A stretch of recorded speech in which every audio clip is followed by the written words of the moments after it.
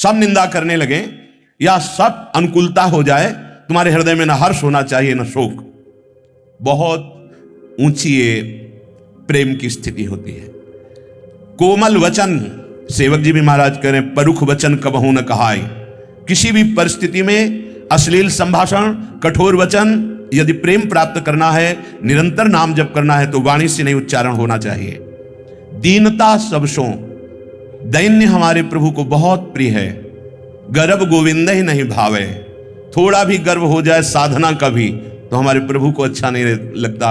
अपने परम प्रेमी महाभागवतों के भी अहम को रौंद दिया, चाहे श्री गरुण जी महाराज हो, चाहे देवर्षि नारद जी हो, फिर अपने लोग तो बहुत केवल कृपा से ही चल रहे हैं। ये तो महापुरुष ईश्वर कोटि के हैं। काम विजयी ऐसा गर्व हुआ तो परास्त कर दिया माया ने, वो तो भगवान बचाने वाले हैं।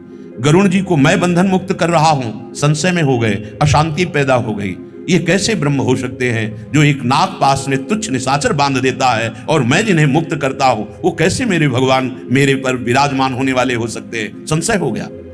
जरा भी गर्व हो जाए तो गोविंद ही नहीं भावे, प्रभु को अच्छा नहीं लगता, हरि को अच्छा नहीं लगता।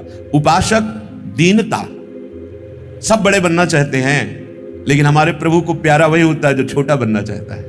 इतना छोटा बनना चाहता है, तृणादपि सुनीचेन। ये बड़ी सूक्ष्म बात है। यदि आप प्रभु के भजन में लगे हैं तो बिस्तरे सब जग विमल कीरति साधु संगति ना डरे, वाणी जी कहती है। अपने आप जगत में आपका विस्तार होगा, वो करना नहीं पड़ेगा, चाहना नहीं पड़ेगा। लेकिन यदि गर्व है आपके अंदर, अपनी प्रशंसा की भावना, गुण की भावना, साधन की भावना में आप गर्व करते हैं, तो हमारे प्रभु को अच्छा नहीं लगता। यही दरबार दीन को आदर रीत सदा चली आई। इस दरबार में दीन का आदर होता है, और दीन, दैन्यता, ये बहुत दुर्लभ वस्तु है। ये केवल भगवत कृपा या भगवत प्रेमी महात्माओं की कृपा से आता है। दीन वचन, कोमल वचन, मृदु वचन, हितकर वचन, यही वाणी से निकले, नहीं तो मौन रहिए। वाणी बहुत अपराध कर देती है, और इसी अपराध से फिर जो जिह्वा में नाम चलता है वो रुक जाता है।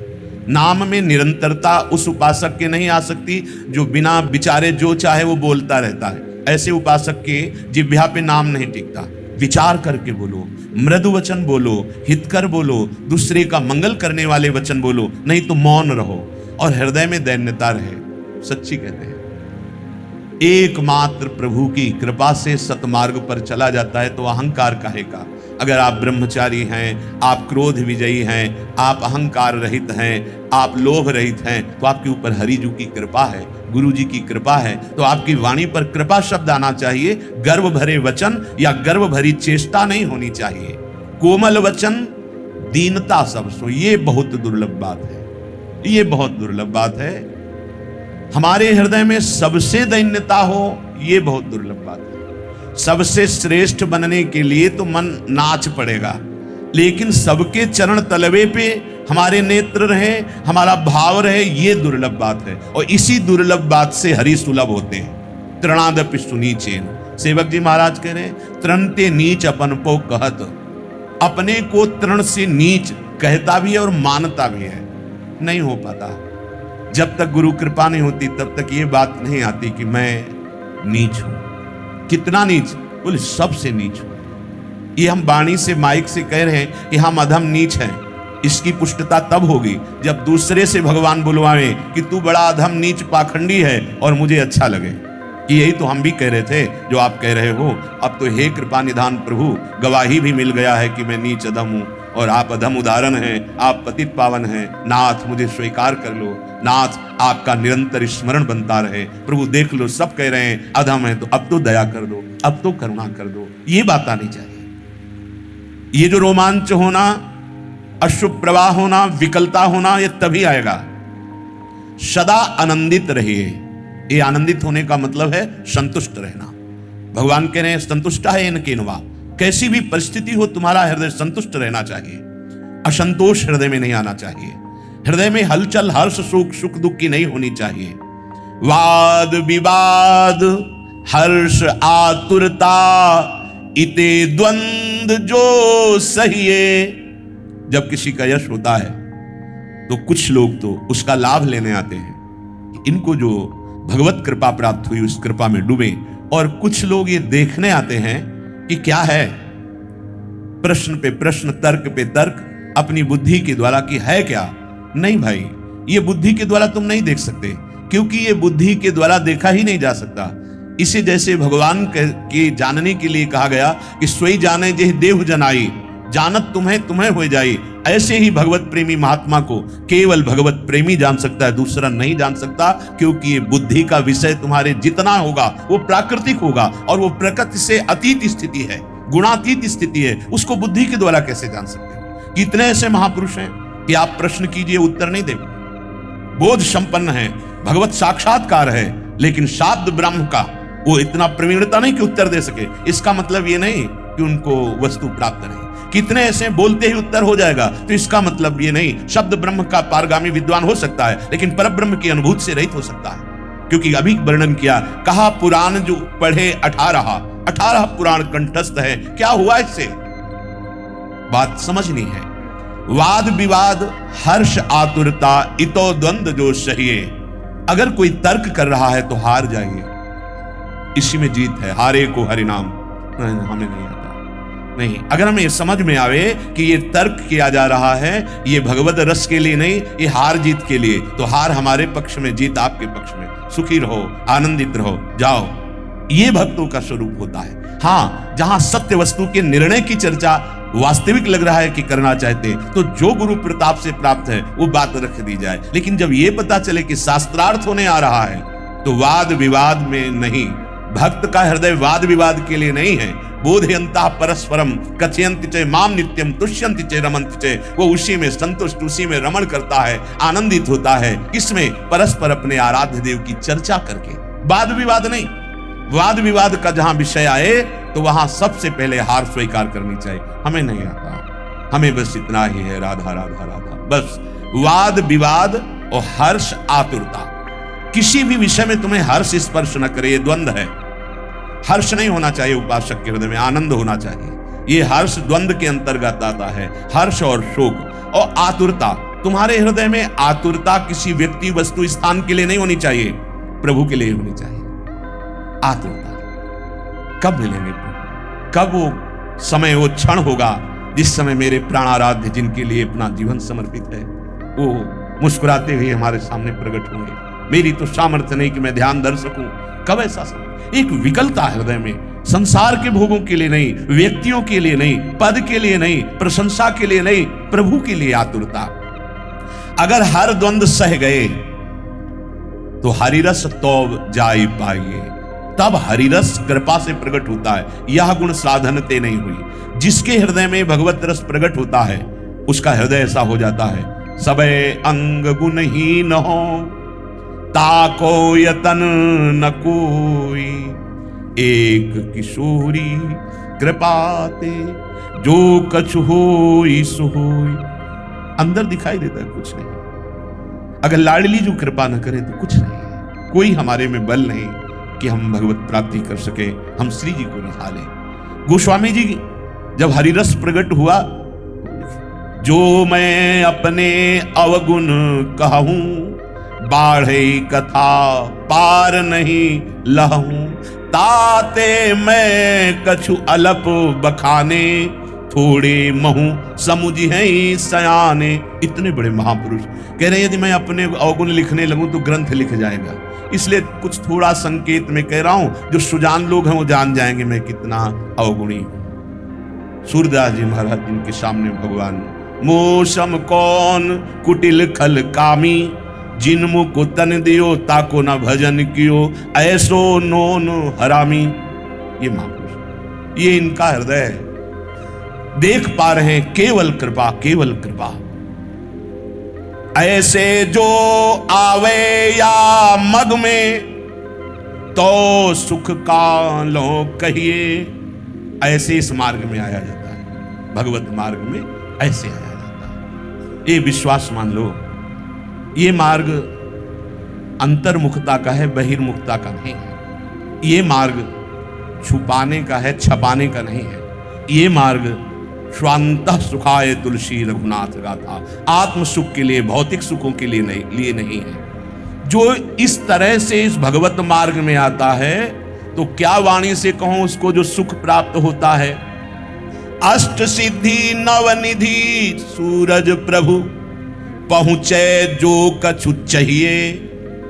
उसकी चाह नहीं है, लेकिन जहां जो आवश्यकता होती है, अष्ट सिद्धियां नौ निधियां गुप्त रूप से उसकी सेवा में होती, समय से पहले ही हर व्यवस्था उसकी हो जाती है। किसकी? जो पूर्ण रूप से भगवत आश्रित हो गया है।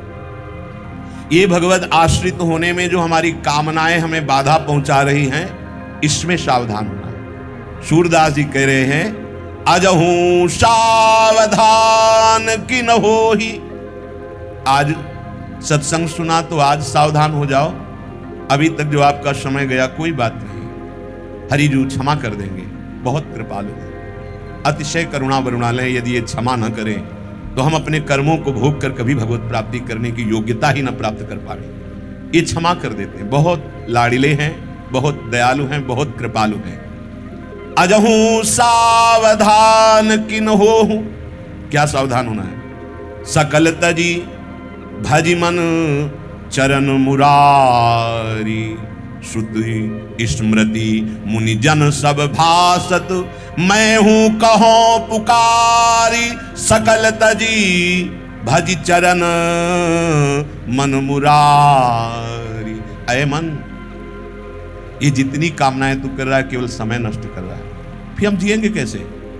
बोले अपने आप सारी तेरी व्यवस्था होगी, तू कर्तव्य का पालन करो, नाम जप और अंदर से कामना कर भगवत प्राप्ति की। ये अभी सुना कि अष्ट सिद्धि नौ निधि, जब जो तेरी आवश्यकता है वो सब पूर्ति करेंगे। तू केवल हरि का आश्रय ले ले, निरंतर हरि के आश्रित रहकर नाम जप कर देख, क्या नहीं हो सकता। जब भगवान अधीन हो जाते तो माया अधीन होने की क्या बात है। माया विषम भुजंगिनी को विष, उतर्यो नाहिन तो ही। इसीलिए सावधान नहीं, माया रूपी सर्पिणी ने काट लिया तो कामना रूपी लहरें आने लगी।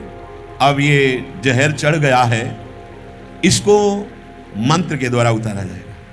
तो बोले राधा सुमंत्र जियावन मूरी, जिन जन मरत जीवायो, बारंबार निकट श्रवण नि हुए, गुरु गारुणी सुनायो। राधा राधा राधा गुरुदेव ने कान में सुना दिया। इस राधा नाम ने, ये सुमंत्र है, ये परा विद्या है। बोले इसने माया भुजंगनी के विष को नष्ट करना प्रारंभ कर दिया। जिया लिया गुरुजी ने, जिया लिया, नहीं तो इस माया भुजंगनी ने डस लिया था। कामनाओं की लहरें आ रही थी। जब जहर चढ़ता है तो बड़ी ही उन्मत्तता उसके अंदर आती है, बड़ी ही ऐसी जहर की पीड़ा प्रारंभ होती है, असहनी, वो तड़पता है। तो यही तड़पन है, काम क्रोध लोभ मोह मद मत्सर, ये जहर है, अंदर भर गया। कैसे निकले अब? बोले गुरुदेव ने राधा सुमंत्र प्रदान कर दिया। राधा नामैव कार्यम हनिदिन मिलितम साधना घीस कोटिस। यदि राधा राधा राधा कहने को मिल गया तो करोड़ों साधनाओं का फल, हाँ, हे कर देने वाला अद्भुत प्रेम प्रकाशित होगा। बारंबार निकट श्रवण नहीं होए, एक बार नहीं, बार बार रटो जब तक जहर न उतर जाए। सब साधकों से, चाहे गृहस्थ हो चाहे विरक्त, ये प्रार्थना हर सत्संग में करते। खाली समय मृत्यु है, खाली समय पाप है, खाली समय ही दुर्गति में फंसाने वाला षड्यंत्र रच देगी ये माया। हमारा हृदय एक क्षण के लिए भी नाम से खाली न रहे। खाली रहना ही बहुत हानि है। हानि हरिवंश के नाम अंतर पड़े। निरंतर अगर अंतर पड़ा तो ये माया कोई न कोई जाल रच देगी और तुम्हारा चित्त विक्षेप को प्राप्त हो जाएगा, भजन बाधित हो जाएगा। बारंबार निकट श्रवण नहीं हुए। जो गुरुदेव ने सुनाया है ना, बाहर के कान हैं, अंदर श्रवणेंद्रिय है, बार बार सुनाओ, श्वास में बसा लो, राधा राधा राधा राधा, विष उतर जाएगा। ये काम क्रोध लोभ मोह मद का विष उतर जाएगा। बहुतक जीव देह अभिमानी, देखत ही इन खायो, को उबर्यो साधु संग, जिन श्याम संजीवनी पायो, जिन श्याम संजीवनी पायो। ये श्याम संजीवनी कौन है? प्रिया जी है, श्याम संजीवनी है। ये श्याम सुंदर की भी संजीवनी है। जैसी हरिवंश मदन सर जर्जर, विधिकित श्याम संजीवन मूली, लटकत फिरत जुवती रस फूली। बोले जो देहाभिमानी साधनाभिमानी उसको इस माया ने खा लिया, बच नहीं पाएगा। लेकिन जो साधु संग में आ गया, देहाभिमान गलित हुआ, वो कोई बिरला होता है। को उबरे साधु संग जिन श्याम संजीवनी पायो। हमें श्याम संजीवनी मिल गई। क्या? राधा राधा, प्यारी जू के गोरे चरणारविंद का आश्रय और इनका नाम, ये श्याम संजीवनी है। जाको मोह मरे अति छूटे, सुजस गीत के गाए। ये श्रीमद चतुरासी जी, जैसे हम गा रहे, बनी वृषभानु नंदिनी आज, भूषण बसन विविध पहिरे तन, पिय मोहन हित साज। तो बोले इस गाने का फल क्या होगा? बोले मोह मर जाएगा। जिस मोह ने जन्म जन्मांतर से हमें भटकाना, नाना प्रकार के दुख देना, ये रचना रची, उस मोह को मार सकते हैं भगवत लीला गायन।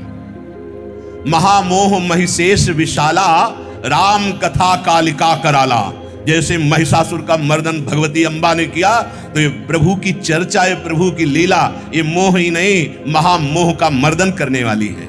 यदि हम लीला गायन करते, विश्वास करो, पहले दवा वैद्य के वचनों पर विश्वास करके ही हम लेते हैं, तब उसका प्रभाव पड़ता है, फिर अनुभव होता है। सदगुरु वैद्य वचन विश्वासा, संयम यह न विषय के आशा। यदि हम संत सदगुरुदेव के वचनों पर विश्वास कर ले, तो मोह जो समस्त व्याधियों का मूल है, मोह मूल बहुशूल प्रद, ये बड़ा कष्ट देने वाला है, ये संस्कृति चक्र को निरंतर चलाता है मोह, इसको मार देते हैं भगवत लीला गायन। पर रुचि करो, अगर रुचि नहीं हो रही तो आज्ञा पालन करो, खाली मत रहो। कभी नाम जप चल रहा है, कभी मंत्र स्मरण चल रहा है, तो कभी लीला गायन चल रहा है, कभी मन में लीला का पद चिंतन कर रहे हैं, कभी वाणी से गायन कर रहे हैं। जाको मोह मरे अति छूटे, सुजस गीत के गाए। ये जो भगवत लीला के गीत है, परम विश्राम है। कई बार प्रार्थना कर चुके हैं कि 84 लाख योनियों से छूटना बड़ा कठिन है। यदि आप रफ्तार से गाएंगे तो 1.25 घंटा में चतुरासी जी पूरी हो जाती है, और यदि आप रस लेते हुए गाएं तो 1.25 घंटा में, खूब आनंद पूर्वक गाएं तो 1.25 घंटा में यदि रोज चतुरासी जी गायन करते हैं, तो विश्वास कीजिए वृंदावन की भूमि से रसिक शिरोमणि महापुरुष कह रहे कि आपको 84 लाख योनियों में नहीं जाना पड़ेगा। जब किसी से सत्य वचन बुलवाए जाते हैं तो मंदिर में खड़ा किया जाता है, और ये तो महान प्रियालाल का निज महल है। वो कह रहे हैं छुटी 84 भ्रमंते निर्खय जुगल किशोर। केवल 84 लाख योनियों से ही नहीं छूटोगे, प्रिया प्रीतम का तुम्हें साक्षात्कार होगा। निर्खय जुगल किशोर भोर अरु रैन न जाने, ऐसी स्थिति आ जाएगी कि रात दिन आनंद में मगन रहोगे। भोर अरु रैन न जाने, पिए रूप रस मत भयो, कछु मन ही न आने। प्रेम लक्षणा भक्ति होए ही आनंदकारी। तुम्हारे मन में प्रियालाल के सिवा और कुछ रह ही नहीं जाएगा। ऐसी प्रेम लक्षणा भक्ति का उदय होगा कि जिससे परमानंद की बाढ़ आ जाएगी, केवल लीला गायन से। लीला गायन की तो कह रहे हैं उसका मोह मर जाता है जो प्रियालाल की लीला का गायन करता है। सूर मिटे अज्ञान मूर्छा, ज्ञान सुबह सज खाए, ज्ञान सुबह सज खाए। देखो भगवत कृपा से रोज सत्संग मिल रहा है, ये औषधि है, रोज आपको स्वस्थ कर रही। बहुत जन्मों से रोग बढ़ा हुआ है, भवरोग, रोज औषधि जा रही है। औषधि ये सत्संग रूपी निश्चित भगवत प्राप्ति करा देगी, पर उल्टी मत कर देना। पहले जो शब्द गया है उसका अनुभव करो, मनन करो। ये दूसरों के सुनाने के लिए नहीं है, ये अपने जीवन का परम मंगल करने के लिए है। अगर हम कहीं चर्चा करें तो सत्संग नाम लेके करें कि सत्संग में ऐसा ऐसा कहा गया था। कभी ये चर्चा ना निकले कि हमने सत्संग में ये बात स्वीकार की, नहीं तो उल्टी हो गई, वो खाली हो जाएगा, तुम्हारे हृदय में प्रकाश नहीं कर पाएगा। यदि हम ऐसे चले तो श्रीपाद कह रहे हैं, यत्राश्रूणाम प्रवाहाश्चलति नयनतः संति सर्वांग रोमो। तुम्हारे रोम रोम में एक आनंद की लहर छा जाएगी, अश्रु प्रवाह होने लगे, हृदय द्रवित हो जाएगा। ये कब होता है? कोई हृदय में कामना नहीं और अपने हृदय में प्राण प्यारे प्रभु के सिवा और कुछ प्यारा नहीं। ये थोड़ा कठिन बात है, पर अपने लिए कठिन है, कृपा के लिए कठिन नहीं है। कहो कृपा ते कहा न होई। हमारे ऊपर बहुत कृपा हो गई हम सबके ऊपर। वृंदावन धाम में आने को मिला, आश्रय मिला, वास मिला, सत्संग मिला, राधा नाम सुनने को मिला, राधा नाम जपने को मिला। अब हम अपने आप को समर्पित करने की भावना में ले आए। ये सब छूटेगा। ये छूटेगा तो पहले ही त्याग कर दो भगवान के चरणों में। ये तो सर्वाणि कर्माणि मयि सन्न्यस्य मत्पराः, भगवत परायण होकर सब भगवत चरणारविंद में समर्पित कर दो। जैसे गोपीजन, भगवान कह रहे हैं गोपीजनों की स्थिति को, ता मन मनस्का मत प्राणा मदर्थे त्यक्त दैहिका। बहुत ऊंची स्थिति है, यही हम सब गिर जाते हैं। मामेव दैतम प्रेष्ठ मात्मानं मनसा गता, ये त्यक्त लोक धर्माश्च मदर्थे तान बिभर्म्यहम्।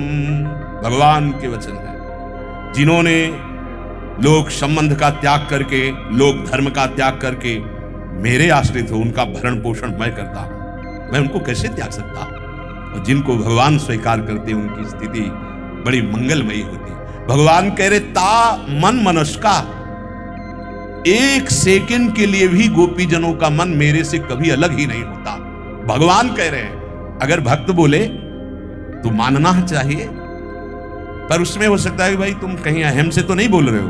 लेकिन जिनकी भक्ति की जा रही वो प्रमाणित कर रहे हैं, वो प्रभु कह रहे हैं गोपीजन के लिए ता मन मनस्का, उनका मन एक क्षण के लिए भी मेरे से कभी अलग नहीं होता।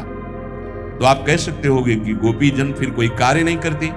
नहीं, इसमें आगे वर्णन है, या दोहने अवहनने मथनोपलेप प्रेंखेंखनार्भरुदितो क्षण मार्जनादौ गायन्ति चैनमनुरक्त धियो श्रुकंठ्यो धन्या ब्रजस्त्री उरुक्रम चित्तयाना। आहा, वो कैसे मन वाली है? कृष्ण मन वाली है।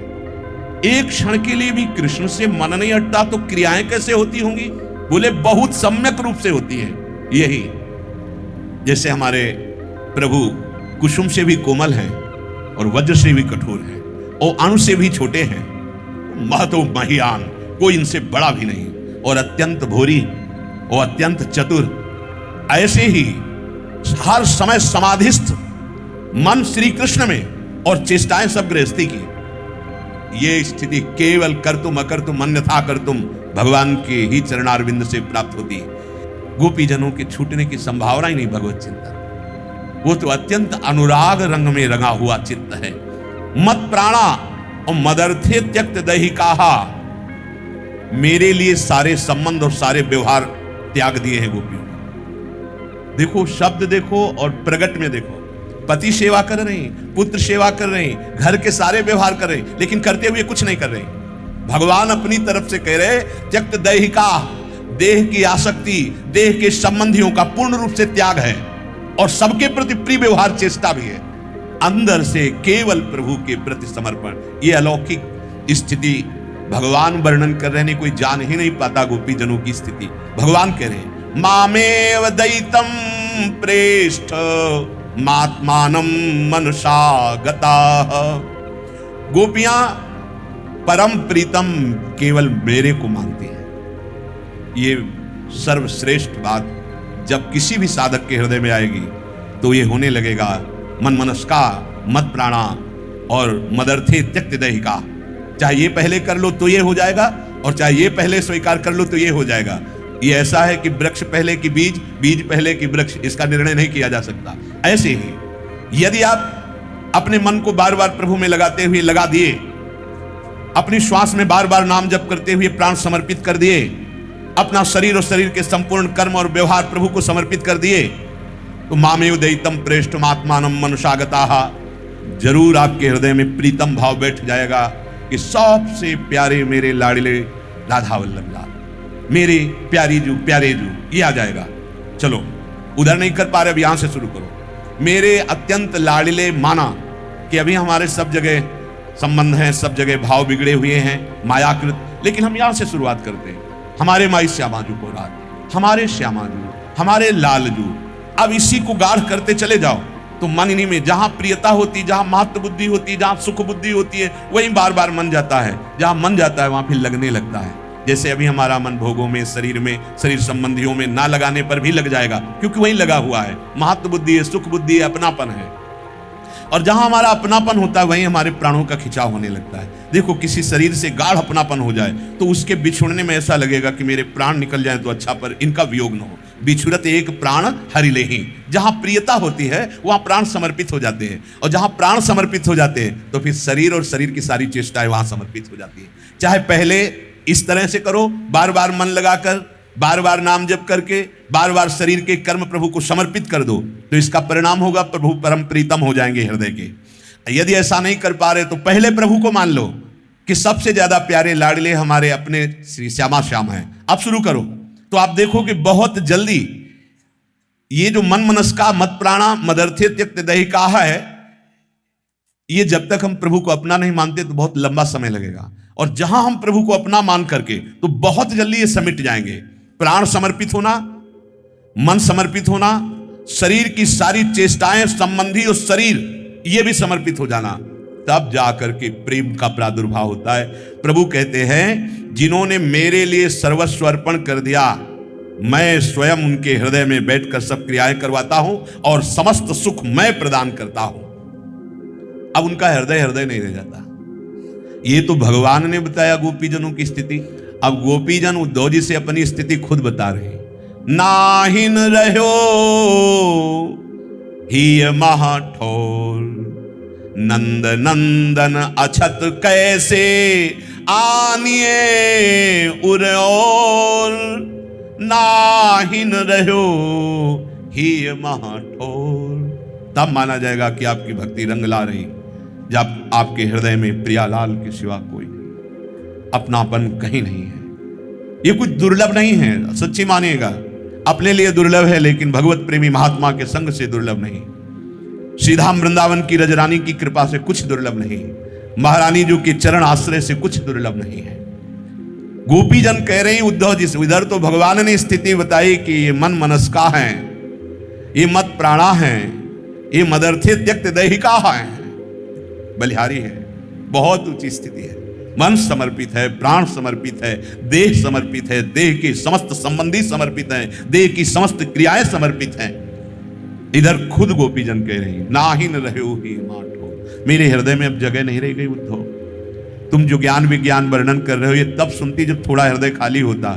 नहीं, मेरे हृदय को संपूर्ण रूप से नंद नंदन छाए हुए हैं, अपना अधिकार कर लिया है। नंद नंदन अछत कैसे आनिए उर, और अब तो जगह ही नहीं रह गई है तो जिसमें हम तुम्हारी बातें सुन सके। हमारे हृदय में तो नंद नंदन बैठे हुए हैं। कैसी स्थिति है, लालच लगता है ऐसी स्थिति के लिए। कह रही है, चलत चितवत दिवस जागत, सुपन सोवत रात, हृदय ते वह श्याम मूरति, छिन न इत उत जात। ये जीवन का परम लाभ है। उठते बैठते, चलते फिरते, खाते पीते, व्यवहार करते, या एकांत में या समाज में, अपनी प्यारी जो के सिवा कहीं कुछ अनुभव ही नहीं आ रहा। ये स्थिति। चलत चितवत दिवस जागत, सुपन सोवत रात, हृदय ते वह श्याम मूरति, छिन नैत उत जात। बड़ी कृपा की गोपीजनों ने जो अपनी स्थिति बता दी। नहीं, उद्धव जी बृहस्पति जी के शिष्य हैं, भगवान के मित्र हैं, पर गोपी की दशा को नहीं जान सकते थे। भगवान ने बताकर भेजा था और यहां आकर के गोपीजनों के श्रीमुख से वही सुना और वही दशा देखी। तब ज्ञान जो था वो ब्रजरज में धूरित हो गया और प्रेम की पिपासा जागृत हो गई उनके हृदय में। गोपीजन कह रही, चाहे शरीर चल रहा हो या देख रहा हो, दिन हो या रात हो, स्वप्न हो या सुसुप्ति हो, उद्धव हृदय ते वह श्याम मूर्ति, छिन नहित उत जात। एक क्षण के लिए भी प्रभु हमारे हृदय से नहीं हटते। उद्धव, ये हम श्री कृष्ण की प्रेरणा से तुम्हें कह रही हूं। नहीं, अपनी स्थिति बताने में लोक लज्जा लगती है। कहत कथा अनेक ऊधो, लोक लाज दिखात, कहा करो तन प्रेम पूरन, घट न सिंधु समान। ऊधो, अपने प्यारे की बात कहने में लोक लज्जा लग रही है कि पता नहीं समझ पाओ कि ना समझ पाओ, पर इतना जरूर कह रहे हो कि ऐसा हृदय में प्रेम प्रकाशित हो गया है, वो समा नहीं रहा। तभी श्रीपाद प्रबोधानंद जी, यत्राश्रूणाम प्रवाह चलति नयनतः संति सर्वांग रोमो। अब वो प्रेम उछल उछल कर नेत्रों से अश्रु प्रवाह के रूप में बरस रहा है, रोमांच के रूप में बरस रहा है। श्याम गात, अब ये फिर विचित्र गति, विचित्र बात प्रेम की।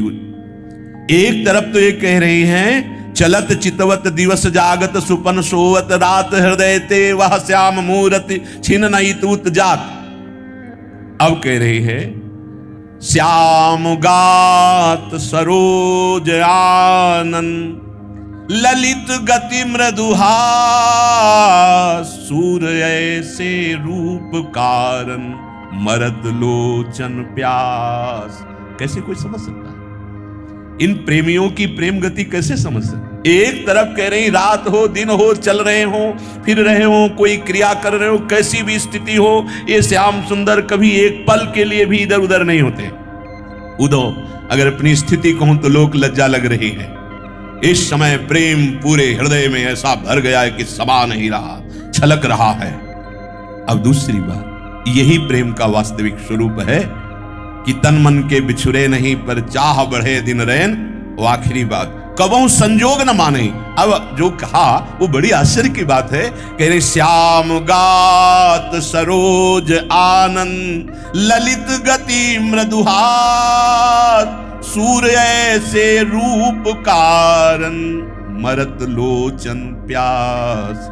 मेरे नेत्र ये मृत तुल्य हो रहे हैं, श्याम सुंदर के रूप को देखने के लिए प्यासे हैं। अब क्या अनुमान लगाया जा सकता है? अगर किसी के हृदय में प्रेम नहीं है तो भला बात पकड़ सकता है कि जब तुम्हारे नेत्र रूप दर्शन के लिए प्यासे हैं तो फिर रूप कहां तुम्हारे हृदय में है? यही कोई नहीं पकड़ सकता। अरबरात मिलिबे को निश दिन मिले ही रहे तो, मनो कबहू मिले ना। भगवत रसिक रसिक की बातें, रसिक बिना को समझ सके ना। बिना प्रेमी के कोई प्रेम रस की बातें समझ ही नहीं सकता। गोपीजन कहती, उद्धव ये मेरे नेत्र प्यासे मर रहे हैं श्याम सुंदर के रूप के लिए।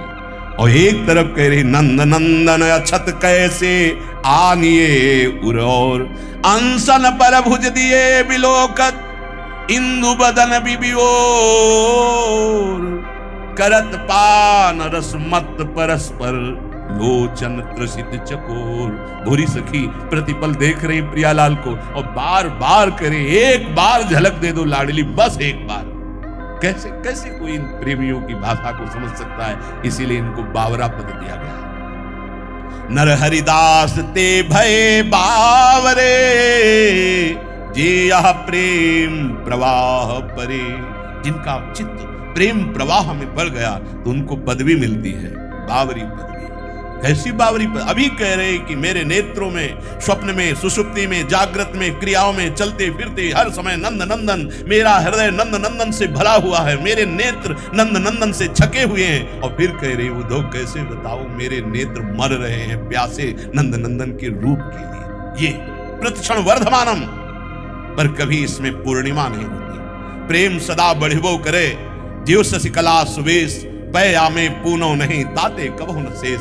बलिहारी इस प्रेम की जो उपासक के हृदय में प्रतिपल रसास्वादन करते हुए भी पिपासा बढ़ाती जा रही है, ऐसी वृत्ति बढ़ती जाती है कि वो कभी अनुभव ही नहीं कर पाता कि मैं प्रेमी हूं, कभी अनुभव ही नहीं कर पाता कि वो मुझे मिले हैं, कभी अनुभव नहीं कर पाता। प्यारी जू ऐसो भ्रम होत, देखूं न कबहू री, द्युति को द्युति लेखनी न कागज।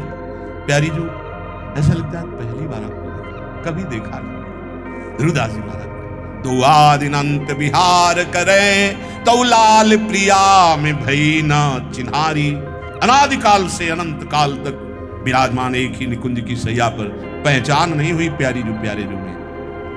मिलन की तो बात जाने दो, अभी पहचान ही नहीं हुई। क्यों? बोले नयो नेह, अभी नया नया प्रेम हुआ है, कैसे कोई समझेगा। नयो नेह नवरंग नयो रस, ये नवल श्याम ये वृषभानु किशोरी, नव पीतांबर नवल चूनरी, ये नई नई बूंदन भींजत गोरी। आचार्य चरण ये नवीन श्याम है और नवीन लाडली जो है, इनका नया प्रेम है, नवीन नवीन मिल रहे हैं। कैसे की बुद्धि काम करेगी किसी की? यहाँ बुद्धि जब लय हो जाती तब वहां जो बुद्धि प्राप्त होती वो हरिवंश बुद्धि होती, हरिवंश नेत्र होते, हरिवंश मन होते, हरिवंश प्राण होते, हरिवंश आत्मा होते, तब हरिवंश का ये विलास अनुभव में आता है। तदाशक्तः सततम कार्यम कर्म समाचर, अशक्तो हाचरन कर्म परमाप्नोति पुरुषः। हे अर्जुन, तुम निरंतर आसक्ति रहित होकर कर्तव्य कर्म को करो। अब याद ध्यान देना है, जब हम व्यवहार का कर्तव्य कर्म कर रहे हैं तो आसक्त हो नहीं, आसक्ति नहीं, लेकिन जब हम प्रभु की सेवा कर रहे हैं तो आसक्त होकर करना है, वो भी प्रभु को समर्पित करना है। लेकिन सामने परिवर्तनशील पदार्थ है और परिवर्तनशील शरीर है, इसलिए आसक्त नहीं होना। कर्तव्य कर्म का पालन मात्र हम कर रहे हैं, लेकिन जब हम प्रभु की सेवा में आएंगे, वो भी प्रभु की सेवा है, पर सामने पांच भौतिक देह है या पांच भौतिक रचना पदार्थों की है, तो वहां कह रहे तस्माद असक्तः, आसक्ति रहित होकर व्यवहार करना है, ममता रहित होकर, प्रीति पूर्वक, प्रीति भगवत भाव पूर्वक। ये बड़ी चतुरता है जिससे कर्मयोग बन जाएगा और आपको भगवत प्राप्ति हो जाएगी। हमें जब भगवत सेवा करनी हो, जब गुरु सेवा करनी हो, संत सेवा करनी हो, तब वहां ये सूत्र नहीं लगेगा तस्माद असक्तः। जो आसक्ति संसार में है वो बंधन का कारण है, और वही आसक्ति जब संत महापुरुषों से, भगवत स्वरूपों से, गुरुजनों से, तो मोक्ष का खुला हुआ द्वार है। तस्माद असक्तः सततम कार्यम कर्म समाचर। हे अर्जुन, तुम निरंतर सावधान रहो, आसक्ति रहित होकर के कर्तव्य कर्म करो, भली भांति आचरण करो, पर आसक्त मत हो। आसक्ति रहित होकर जो कर्म करता है, असक्तो आचरण कर्म परमाप्नोति पुरुषः, वो पुरुष भगवत प्राप्त हो जाता है। कितना सरल बताया भगवत प्राप्ति को। जो तुम्हारा कर्तव्य कर्म है आसक्ति रहित होकर करो। जब मनुष्य को कल्याण के लिए मनुष्य शरीर दिया भगवान ने, तो उसके साथ उसको ये भी सेवा सामग्री देते हैं, धन, जमीन, मकान, जो भी शरीर संबंधी तुम्हारे कर्म के अनुसार मिला हुआ, उतने से ही भगवत प्राप्ति हो जाएगी। बढ़ाने की जरूरत नहीं कि हम छल कपट या किसी और का आश्रय लेकर धन कमाए और फिर हम दान पुण्य करें, ऐसा सिद्धांत नहीं कहता। तुम्हें जो मिला हुआ है, धन, जमीन, मकान, सामग्री, परिवार, पहली बात ये समझ लो, ये तुम्हें यहीं के लिए मिला हुआ है, ये छूट जाएगा, ये तुम्हारे साथ जाने वाला नहीं है। सीधी बात, ये केवल भगवत प्राप्ति के लिए तुम्हें मिला हुआ है। क्या? पत्नी, पुत्र, पिता, माता, परिवार, मकान, पदवी, रुपया, पैसा। ठीक अपने कर्तव्य का पालन कर लो, आसक्ति रहित होकर, आसक्ति प्रभु के नाम में, प्रभु के चरणारविंद में, यही सब संयोग तुम्हें भगवत प्राप्ति करा देगा। मनुष्य काम करने के लिए जैसे ऑफिस में, कार्यालय में जाता है, वहां उसे कुर्सी मिलती है, मेज मिलती है, पहले तो रजिस्टर, पेन आदि, अब तो लैपटॉप मिलता है। भाई अब आप वहां की कुर्सी, मेज, लैपटॉप का प्रयोग कीजिए, लेकिन आप लाद के नहीं ला सकते। ये सब ऑफिस मेरी है, अधिकार आपको है, आप केवल सेवा वहां कर सकते हो। ऐसे ही तुम्हें जो मकान मिला है, पत्नी मिला है, पुत्र मिला है, धन मिला है, पद मिला है, ये भगवान की तरफ से भगवत प्राप्ति के लिए मिला है। इसे लाद के नहीं ले जाओगे यहां से, यही छूट जाएगा। क्या करो? विवेक पूर्वक अपने कर्तव्य का पालन कर लो। पर धन का ऐसा मोह होता है कि वो जमीन में गाड़ सकते हैं, लेकिन उसे हम सत्कर्म में नहीं लगा सकते। वो चोर चुरा ले जाए, आग में जल जाए या कुछ भी हो जाए, वो सब कर सकते हैं, लेकिन हम उसको भगवत स्वरूप नहीं बना पाएंगे। क्या भगवत स्वरूप? एक अस्पताल खोल दो, बहुत बड़ा धन है तुम्हारे पास, तो बिना किसी पैसे के, बिना किसी फीस के यथा योग्य सबको दवाएं। एक वृद्धाश्रम खोल लो, जो बूढ़े जिनको कोई सेवा नहीं करता उनकी सेवा करवाने लगो। एक अन्न क्षेत्र खोल लो, जिनको भोजन नहीं मिलता भोजन पाओ, देखो रुपया सार्थक होने लगा। एक गौशाला खोल लो, जो गौएं दूध नहीं देती, जिनके शरीर में ताकत नहीं रह गई, आप उनकी सेवा करवाने लगो, कोई प्रलोभन नहीं, तो ये धन सीधे भगवत प्राप्ति करा देगा। परिवार उसमें भगवत भाव करके सेवा करो, ये भगवत प्राप्ति करा देगा। संसार में जो तुम्हें मिला हुआ है केवल भगवत प्राप्ति के लिए मिला हुआ है। तुम्हारा अधिकार केवल सत्कर्म करने का है। तुम ये मन में मत मानो कि ये मेरी पत्नी है, मैं जैसा व्यवहार, ये मेरा पुत्र है, ये मेरा घर है, मेरी संपत्ति, नहीं, ये श्री भगवान की है। हमें अधिकार मिला है, पुत्र को डांटेंगे, पढ़ाएंगे, लिखाएंगे, सेवा करेंगे, लेकिन इस सेवा का फल मांगेंगे भगवत प्राप्ति। हमें पत्नी का जो पाणी ग्रहण किया है, संपूर्ण कामनाओं की पूर्ति करते हुए, उसकी प्रति प्रतिकूल व्यवहार ना करते हुए हम उसका फल चाहेंगे, वो प्रसन्न हो और इससे भगवान मिले। माता पिता की सेवा करेंगे, अपने कर्तव्य का पालन करेंगे। हमें भगवत प्राप्ति करनी है और जितना ये संयोग मिला है वो भगवत प्राप्ति के लिए मिला है।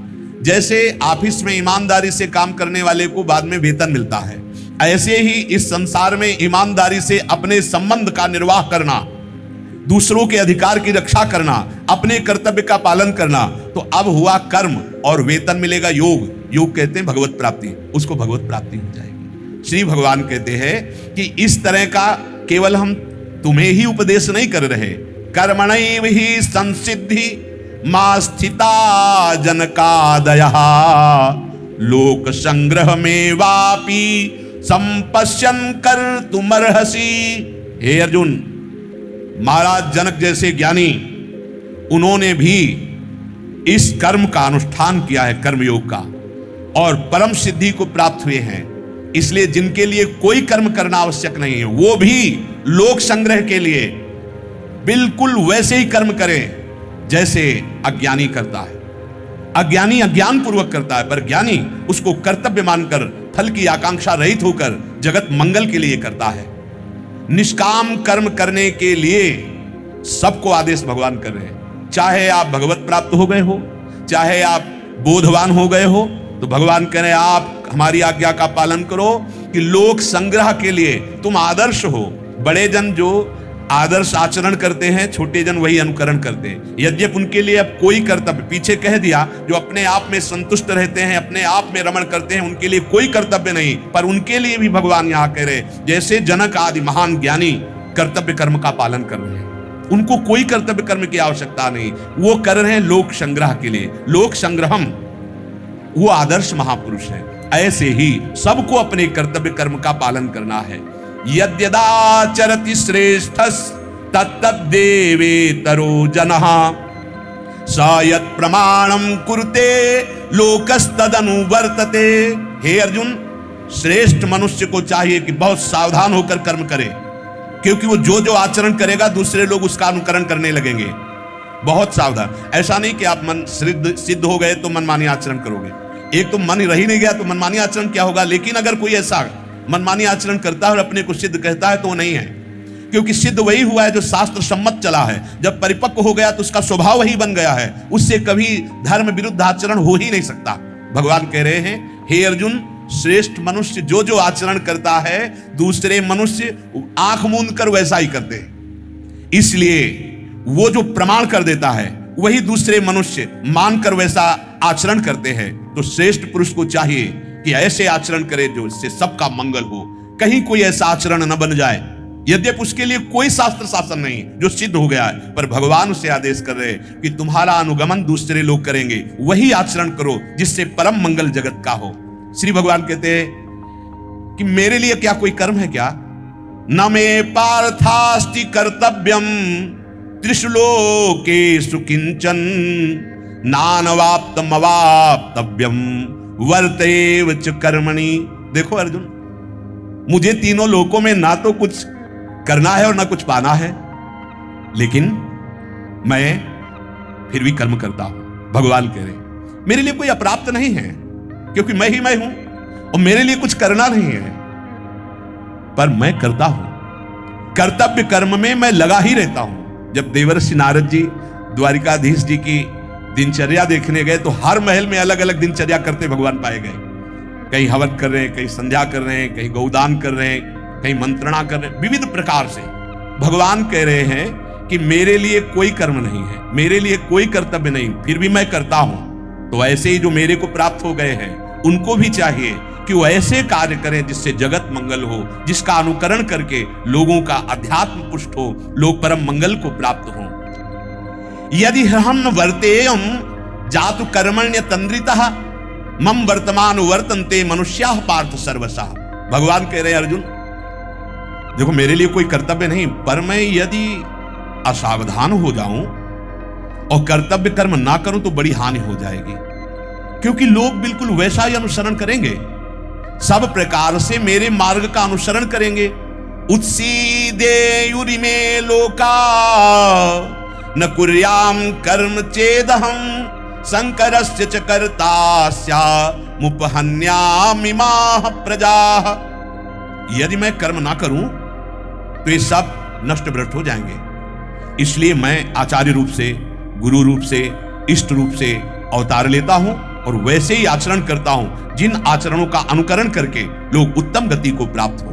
यदि मैं ऐसा ना करूं तो ये सब लोग नष्ट हो जाएंगे, वर्ण संकरता फैल जाएगी और इस समस्त प्रजा को नष्ट करने वाला मैं बन जाऊंगा।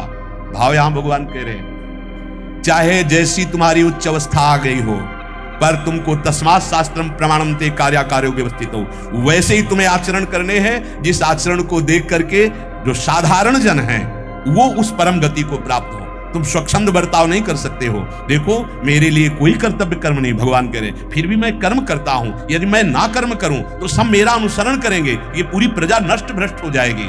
इसलिए अपने कर्तव्य कर्म को फल की आशा न रख करके भगवत समर्पित करते हुए जो करता है वो इसी जन्म में भगवत साक्षात्कार कर लेता है। ध्यान दीजिए, आज के सत्संग का सार, मनुष्य जीवन की सार्थकता भगवत प्रेम है। जब हमारा भजन इस कोटि का चलने लगता है कि हम ठाड़े बैठे परे उताना, कबीर काहे हम रहें ठिकाना, खड़े हैं या पड़े हैं या कार्यरत हैं या कार्यरहित हैं, हमारा मंत्र चल रहा है, नाम जब चल रहा है, चिंतन चल रहा है, तो उसकी दशा प्रकट होगी। ध्यान दीजिए, दशा प्रकट होगी कि संसार के भोग और सुखों की तरफ से हृदय अरुचि पैदा करेगा, नहीं चाहिए, और प्रभु की तरफ नाम में, धाम में, लीला में, गुणों में रुचि पैदा हो जाएगी। यही रुचि आगे चलकर प्रेम बन जाती है। पहले अपने कर्तव्य कर्म को भगवत पूजा मानकर ठीक से करे, तब उसे भागवत धर्म का ज्ञान होगा। भागवत धर्म में स्थित पुरुष ही प्रेम धर्म का अनुभव करता है, और जब प्रेम प्रकट हो जाता है अब पूर्णता हो गई। भगवत प्रेम प्रकट होने पर आत्मबोध अपने आप हो जाता है, उसके लिए कोई प्रयास नहीं करना पड़ता। भगवत प्रेम ये चरम सीमा है, और इसका समस्त कर्मों का समर्पण, प्रतिपल श्वास श्वास नाम जप, कोई भी द्वंद्व आए सहना सीखो, उसके मिटाने की कोशिश करना मत सीखो। अध्यात्म इस जन्म मरण के चक्र को मिटाता है। ये छोटे मोटे दुख सुख आते जाते रहते हैं, बिल्कुल निश्चिंत रहिए। भगवत चिंतन जितना करोगे उतना हृदय बलिष्ठ होगा। बलिष्ठ हृदय की पहचान मान अपमान, सुख दुख, निंदा स्तुति, इनको समान भाव से सह जाना, इसी के बाद प्रेम का अंकुरण होता है। खूब नाम जप कीजिए।